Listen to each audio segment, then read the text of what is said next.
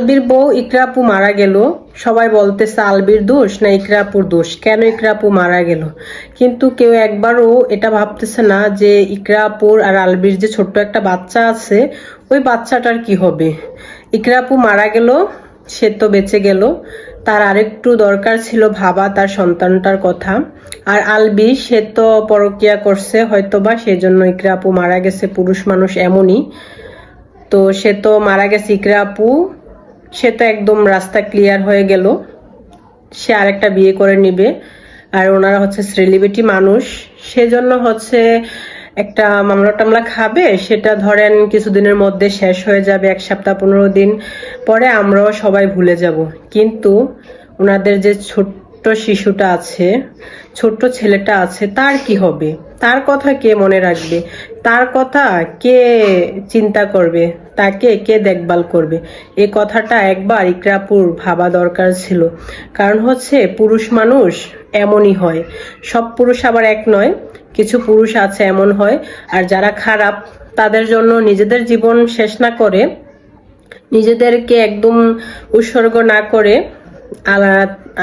ইকরা আপুর তাদের বাচ্চাটার কথা চিন্তা করে হলেও তাকে আরো একটু ফাইট করা উচিত ছিল।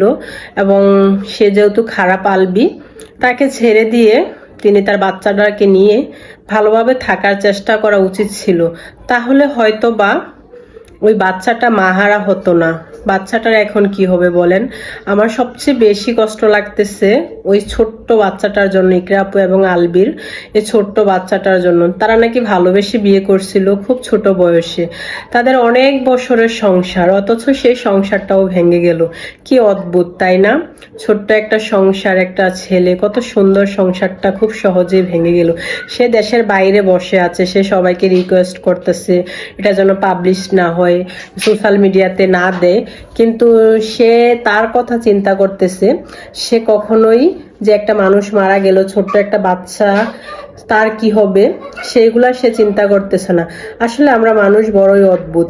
আর আমি বলি, আলবি যদি সত্যি সে অপরাধী হয়ে থাকে, সে অবশ্যই তার বিচার হোক, এবং ইকরা আপুর মতো মেয়েদেরকে যেন আর সুইসাইড করতে না হয়, তাদেরকে যেন জীবন দিতে না হয়, সেদিকে যেন আসলে আমাদের সবারই ভাবা উচিত।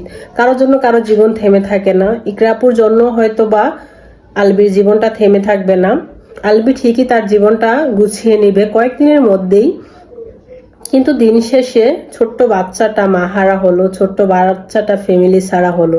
একটা বাচ্চা যে ফ্যামিলি ছাড়া, মা ছাড়া বড় হওয়াটা কতটা কষ্টের, কতটা যন্ত্রণার, সেটা শুধুমাত্র সেই বাচ্চাটাই জানে।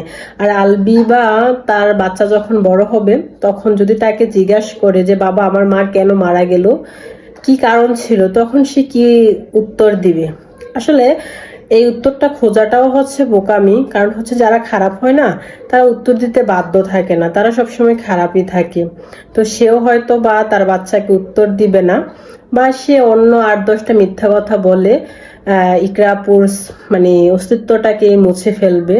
কিন্তু ইকরা আপু, আপনার আরো একটু ভাবা উচিত ছিল। হয়তোবা আপনার ধৈর্যের বাঁধটা ভেঙে গেছিল, আপনি হয়তোবা ধৈর্য হারিয়ে ফেলছিলেন, ওই জন্য এত বড় একটা ডিসিশন নিয়েছেন।